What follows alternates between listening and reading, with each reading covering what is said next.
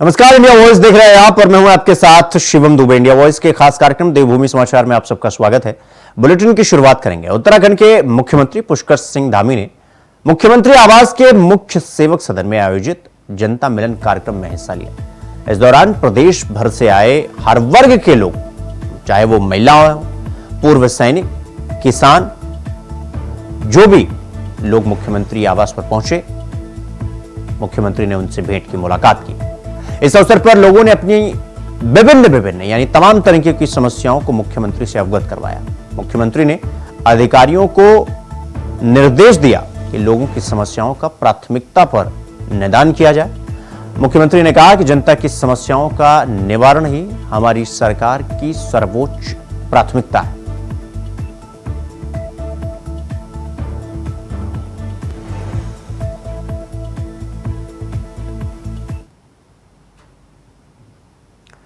तो वहीं उत्तराखंड में समान नागरिक संहिता लागू करने को लेकर क्रियान्वयन समिति बनाई गई।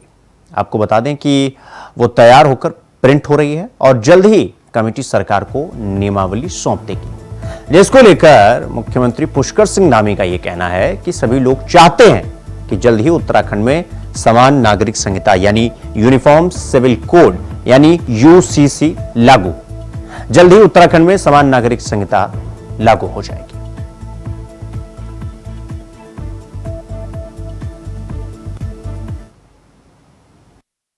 नहीं, हम बिल्कुल पूरी तरह से तैयार हैं और उत्सुक हैं। उत्तराखंड के लोग भी चाहते हैं कि वो जल्दी से जल्दी लागू हो, तो उस दिशा में हम काम कर रहे हैं। केदारनाथ के तो अनन्य भक्त हैं और हमेशा केदारनाथ के बारे में जितना भी नवनिर्माण पुनर्निर्माण हुआ है, सब आदमी प्रधानमंत्री जी के प्रधानमंत्री बनने के बाद ही हुआ है। 2014 के बाद जो काम वहाँ पर केदार घाटी में हुए हैं, बाबा केदार के स्थल पर हुए हैं, उससे अब भव्य केदार और दिव्य केदार बन रहा है और तेजी से बनेगा।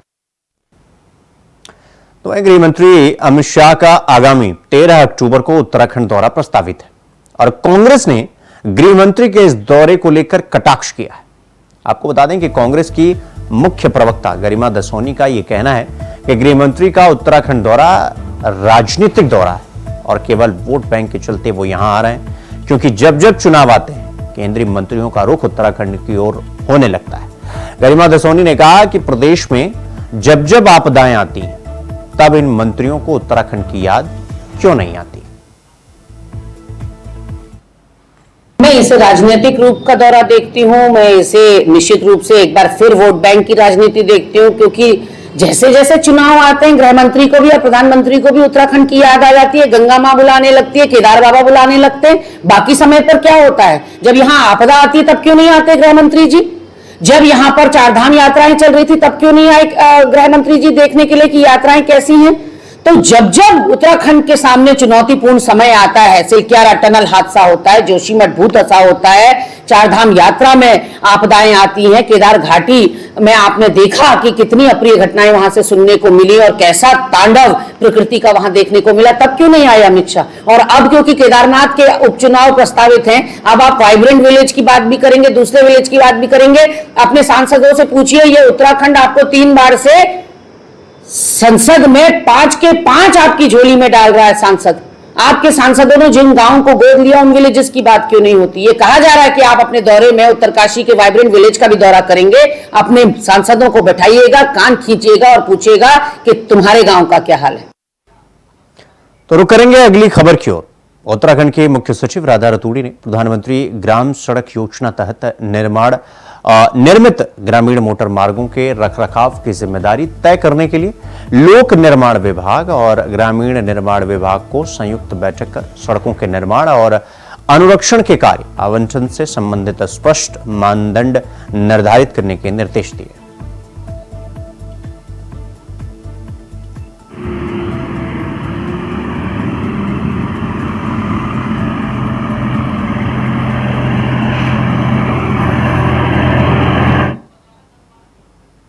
तो वहीं ग्राफिक एरा हिल यूनिवर्सिटी का चौथा दीक्षांत समारोह आज संपन्न किया गया, जिसमें मुख्य अतिथि के रूप में राज्यपाल गुरमीत सिंह ने शिरकत की। समारोह में 79 यानी 79 छात्र छात्राओं को गोल्ड मेडल देकर सम्मानित किया गया। समारोह में ग्राफिक एरा हिल यूनिवर्सिटी के देहरादून, भीमताल और हल्द्वानी कैंपस के छात्र छात्राएं शामिल हुए। समारोह में इंजीनियरिंग और मैनेजमेंट सहित विभिन्न विषयों में शोध कार्यों के लिए 17 शोधकर्ताओं को पीएचडी की उपाधि से नवाजा गया। तो वहीं गोल्ड मेडल पाने वाली छात्राएं भी गदगद नजर आईं। छात्राओं ने यह कहा कि ये गोल्ड मेडल एक हमारी उपलब्धि है। आज हम अपने आप को गौरवान्वित महसूस कर रहे हैं। आज जो कुछ भी हमें मिला है वो ग्राफिक एरा की देन है।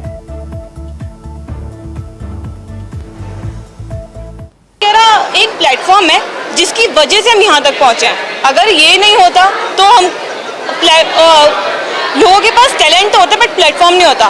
बट ग्राफिक एरा ने एक वो प्लेटफॉर्म प्रोवाइड किया है जिसकी वजह से हम यहाँ पर हैं। तो बच्चा जब किसी यूनिवर्सिटी को ज्वाइन करता है तो वहाँ पे जो है उसको बेसिक्स सबसे पहले क्लियर कराए जाते हैं और बच्चा थ्योरी तो सीखता है, उसको प्रैक्टिकल का भी अच्छा खासा एक्सपोजर दिया जाता है और उसको मेंटली टफ भी बनाया जाता है। और बहुत से ज़्यादातर बच्चों के यहाँ से जॉब्स लग जाते हैं, लेकिन खाली जॉब्स लेना ही एक प्रायोरिटी नहीं होती। ग्राफिक एरा में बहुत बड़ी संख्या में बच्चे आर्मी, एयरफोर्स और नेवी को भी ज्वाइन करते हैं और देश की सेवा में डायरेक्ट जाते हैं। बहुत से बच्चे ऐसे भी हैं जो अपने स्टार्टअप शुरू करते हैं और लोगों को जो है रोज़गार वहाँ से प्रदान करते हैं।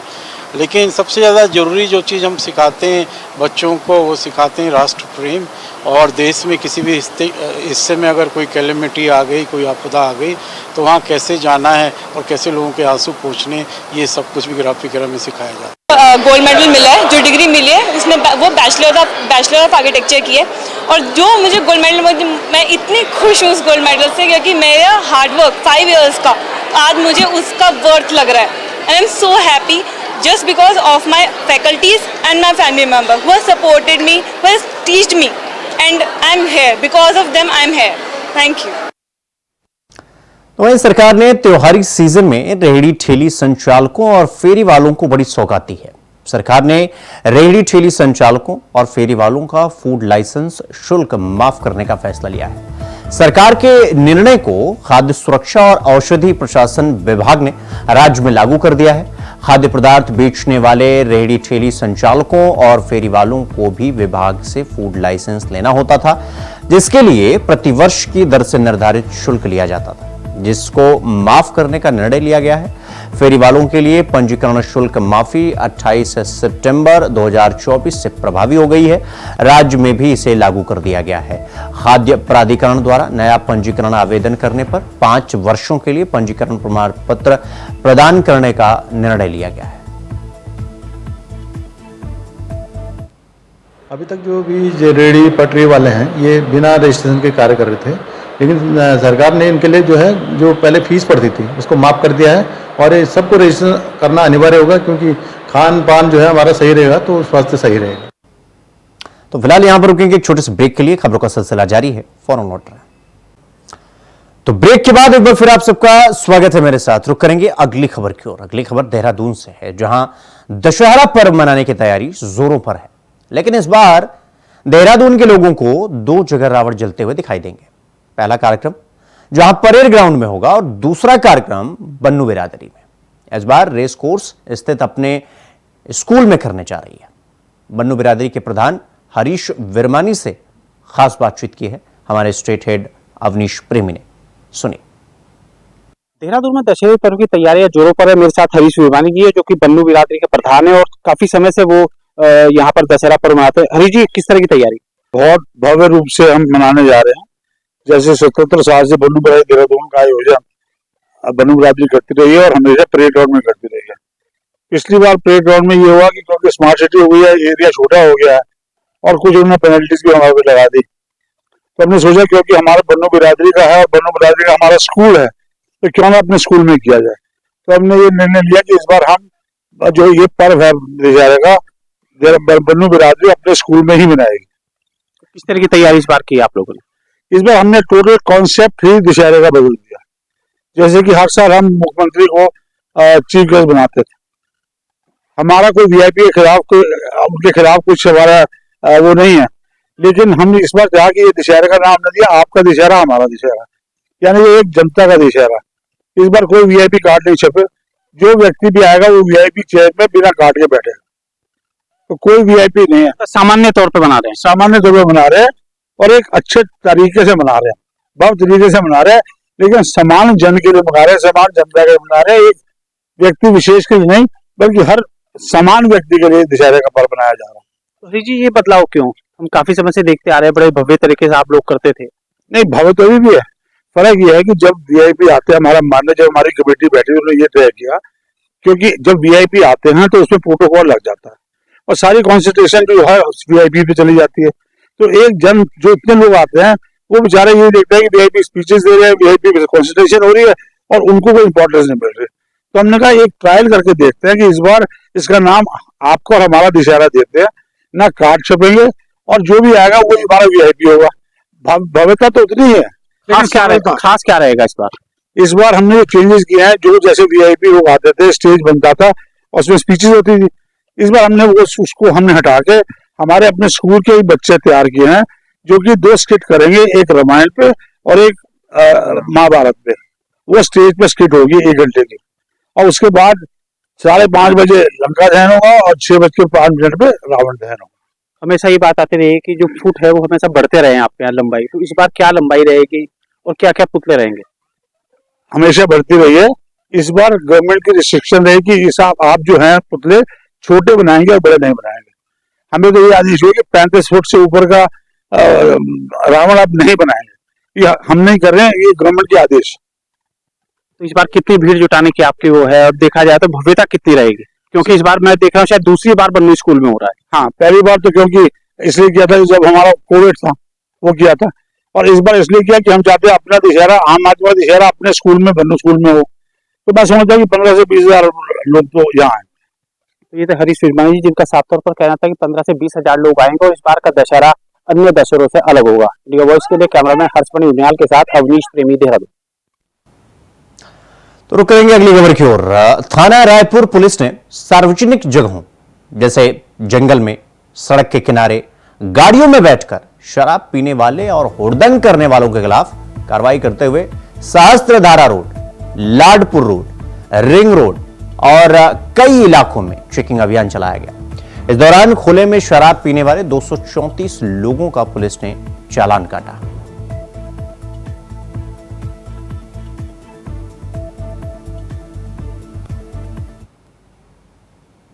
तो देहरादून पुलिस ने अंतर्राज्यीय मानव तस्कर गिरोह का पर्दाफाश किया है। पुलिस ने महिला और पुरुष को गिरफ्तार कर 3 किशोरियों को वहां से मुक्त करवाया है। गिरोह के अन्य सदस्यों की तलाश में दोनों पुलिस की टीमें दिल्ली समेत कई प्रदेशों के लिए रवाना हो गई। किशोरियों के परिजनों से पुलिस से संपर्क करने की कोशिश कर रही है। फिलहाल उन्हें चाइल्ड लाइन की टीम को सौंप दिया गया है।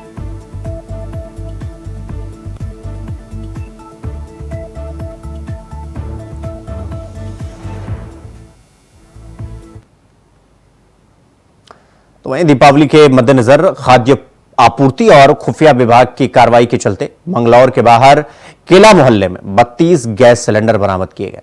इनमें 18 कॉमर्शियल, 12 घरेलू सिलेंडर के साथ ही एक इलेक्ट्रॉनिक कांटा भी जब्त किया गया, जिनमें कुछ गैस सिलेंडर भरे हुए हैं, कुछ खाली भी पाए गए। मंगलौर क्षेत्रीय निरीक्षक सतीश कुमार ने बताया कि दीपावली के मद्देनजर सघन छापेमारी अभियान के अंतर्गत आज मंगलौर के मोहल्ला बाहर किला के गैस रिफिलिंग की सूचना पर जब छापेमारी की गई तो 32 गैस के सिलेंडर एक ही मकान से बरामद हुए, जिनमें भरे और खाली भरे हुए सिलेंडर मिले हैं और ये बड़े सिलेंडर से छोटे सिलेंडर में गैस भर चुके। साथ ही एक आरोपी को भी बरामद किया गया। इसकी जो कालाबाजारी चल रही थी काफी समय से सुनने में आ रहा था। आज अचानक छापा मारा है जो 12 किला मोहल्ले में शमीम पुत्र सलीम अहमद मंगलोर 12 किला, इसमें गैस का कालाबाजारी करते हुए पकड़े गए हैं। जो वैसे गैस सिलेंडर बड़े से छोटे सिलेंडर में रिफिल करते थे और घरेलू गैस सिलेंडर से छोटे सिलेंडरों में रिफिल करते थे, जो अवैध रूप से गैस का कालाबाजारी कर रहे थे, जिनके खिलाफ कार्रवाई की जाएगी। रुक करेंगे अगली खबर की ओर। रुड़की में सिंचाई विभाग, राजस्व विभाग और नगर निगम की संयुक्त टीम ने अवैध अतिक्रमणकारियों पर कार्रवाई की। रुड़की में कलियर मेटाडोर अड्डे पर बड़े पैमाने पर सिंचाई विभाग की जमीन पर लोगों के अवैध अतिक्रमण को खाली करवाया गया, जिसको लेकर सिंचाई विभाग ने अतिक्रमणकारियों को पहले ही नोटिस दे दिया था। लेकिन इसके बावजूद भी अतिक्रमण न हटाने पर सिंचाई विभाग, राजस्व विभाग और नगर निगम की संयुक्त टीम के द्वारा अतिक्रमणकारियों पर कार्रवाई करते हुए बड़े पैमाने पर अवैध अतिक्रमण हटवाया गया। कार्रवाई के दौरान अतिक्रमणकारियों में भगदड़ मची रही और इस दौरान सिंचाई विभाग के अधिकारी मुकेश कुमार ने बताया कि अतिक्रमणकारी जो हैं वो विभाग के द्वारा उनको नोटिस दिया गया था, बावजूद इसके उन्होंने अतिक्रमण नहीं हटाया और इसके बाद सिंचाई विभाग और नगर निगम की संयुक्त टीम ने मिलकर इस अवैध अतिक्रमण को हटवाया।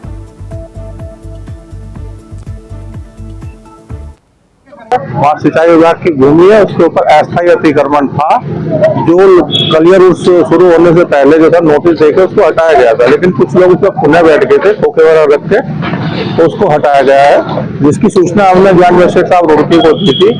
उनसे कल आदेश मिला था कि कल जो है आप इसमें संयुक्त कार्रवाई करें, जिसमें सिंचाई विभाग उत्तर प्रदेश और राजस्व विभाग, तहसील रुड़की और नगर निगम तीनों के द्वारा ये संयुक्त कार्रवाई की जा रही है। क्षेत्र में जो है ये इसका जो है विकास चाहते हैं कि पार्क वगैरह बन जाए ताकि जो लोग सुबह घूम सके नहर की पटरी पे और शुद्ध हवा मिल सके। इसमें थोड़ा वृक्षारोपण भी करा दिया जाए। पूर्ण निर्माण का हमें ऑर्डर कर दिया था, ये कोर्ट की स्टे और ऑर्डर कॉपी है हमारे पास। प्रशासन को पहले से अवगत करा दिया गया था, पर पता नहीं किस वजह से प्रशासन ने आज आकर यहाँ काम रुकवाया है।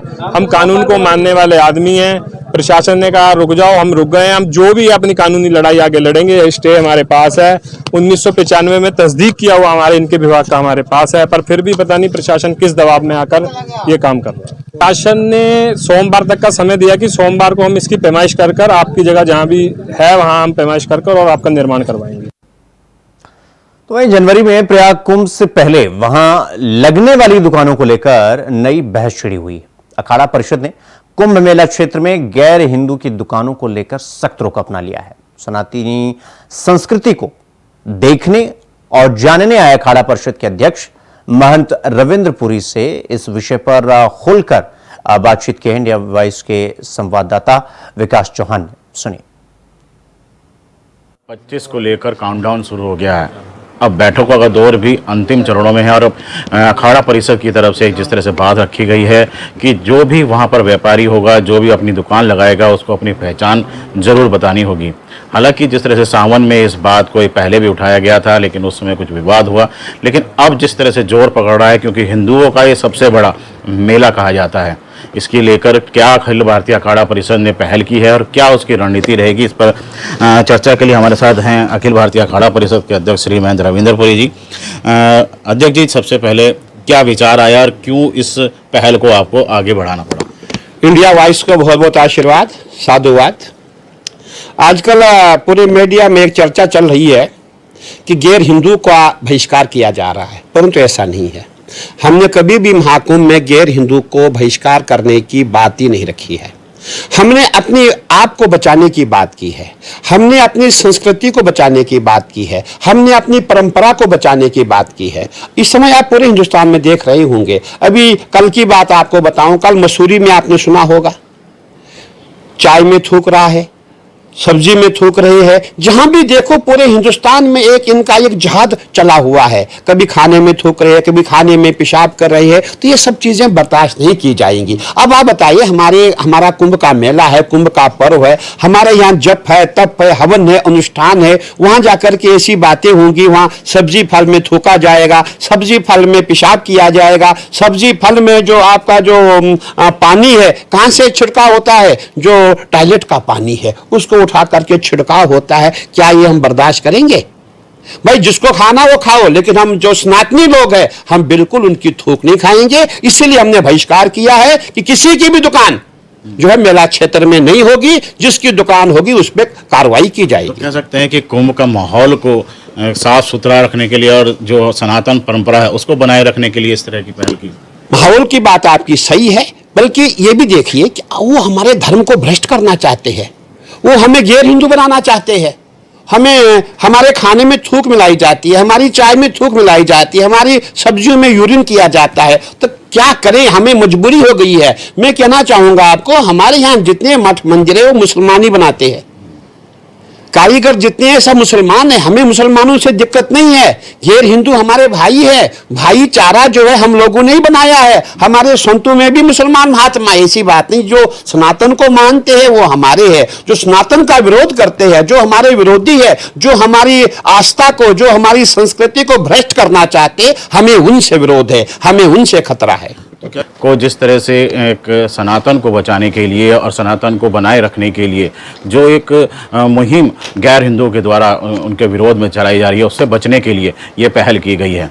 विकास चौहान, इंडिया वॉइस, हरिद्वार। तो इसी के साथ देवभूमि समाचार में इतना ही। देश और दुनिया की तमाम खबरों को देखने के लिए देखते रहिए इंडिया वॉइस। नमस्कार।